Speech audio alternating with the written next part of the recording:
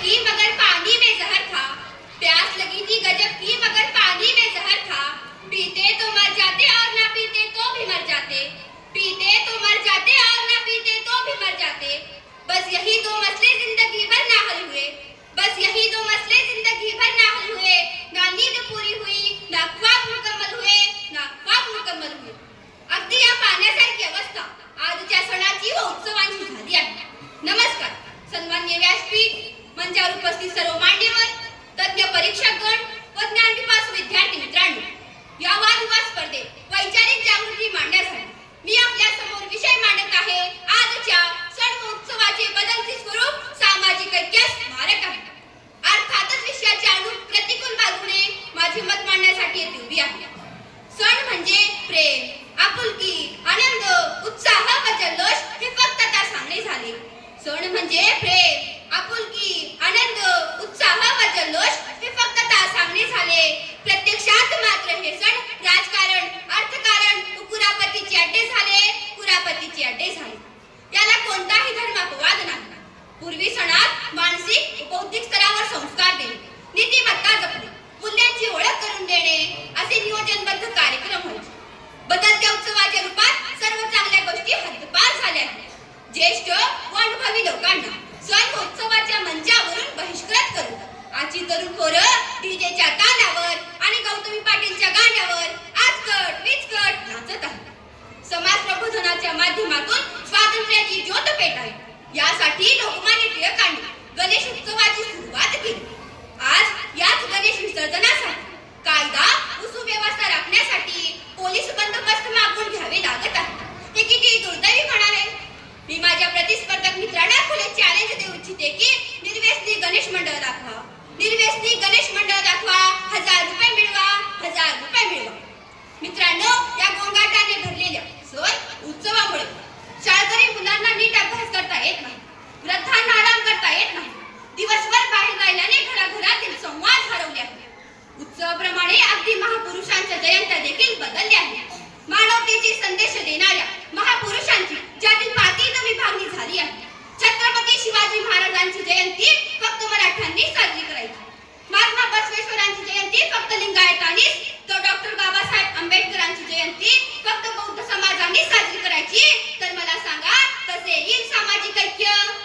म्हणून म्हणते आजच्या सण व उत्सवाचे बदलते स्वरूप सामाजिक ऐक्यास स्मारक आहे. याचे ठीकभर पुरावे देता येतात.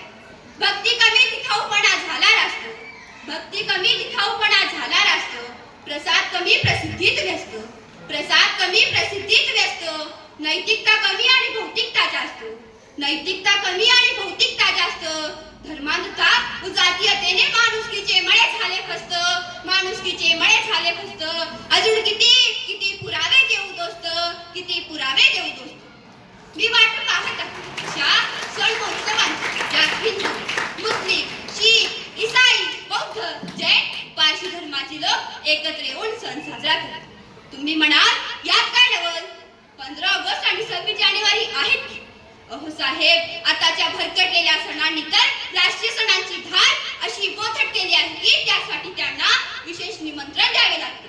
इतर सणासारखे ते धिंगाणा घालता येत नाही, म्हणून तर तिथे येणे हे लोक मुद्दामपणे टाळतात. म्हणून मी माझ्या प्रतिस्पर्धक मित्रांना ठणकावून विचारू इच्छिते की राष्ट्रीय सणांची मोल कमी करणारे सण सामाजिक ऐक्यास कसे काय तारक असू शकतात?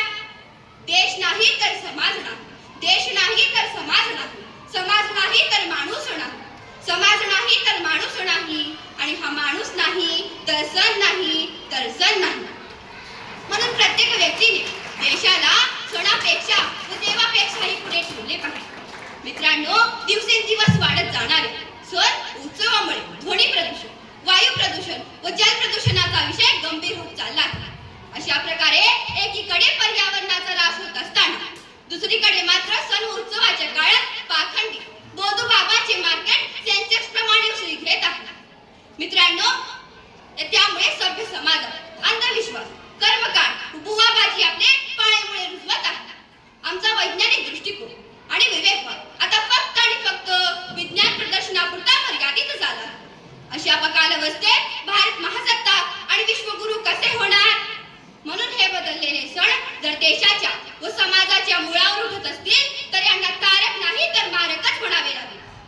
मित्रांनो, सध्या मराठवाड्याच्या डोळ्यात ओल्या दुष्काळाच्या व्यथा जीवित गोवित कहाणी खूप मोठ्या प्रमाणात झाली आहे. हे पाहून आम्ही आमचे सण उत्सव साधेपणाने साजरा करू. खर्चाची व देणगीची रक्कम दुष्काळ निवारणासाठी देऊ म्हणून एक तरी संस्था, एक तरी मंडळ समोर आले का? नाही ना मित्रांनो. म्हणून म्हणते, संवेदनशीलता हरवून बसलेले आजचे सण उत्सव समाजासाठी मारक होते, मारक आहेत आणि मारकच राहणार. जाता जाता एवढेच म्हणायचे वाटते. साहब जमाना बदल रहा है, साहब जमाना बदल रहा है, त्योहार इतने बड़े हो रहे हैं फिर भी संवेदनाएं दम तोड़ रही हैं. त्योहार इतने बड़े हो रहे हैं फिर भी संवेदनाएं दम तोड़ रही हैं.